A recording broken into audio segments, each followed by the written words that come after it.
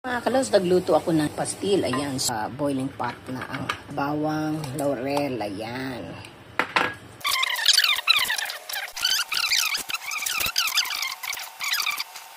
At nilagyan natin ng, depende sa inyo, lagyan natin ng, inaalis natin yan kasi dumi. Ayaw, marami. Lagyan natin ng shallot, bawang.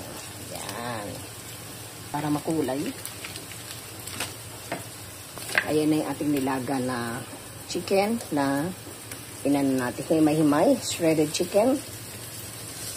Ayan. Tapos, lagyan ko siya ng Knorr seasoning. Sauce.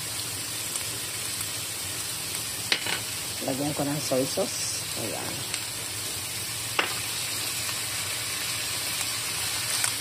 Tumagal siya. Kasi pagka in-stock mo siya, mas maganda pagka may vinegar siya. Paminta. Ayan. Natin ano, kung gusto nyo lagyan ng mga panghang, pwede. Ngayon, kung gusto nyo ng spice, yan. Up. Grabe, sarap. Yummy. Try nyo po.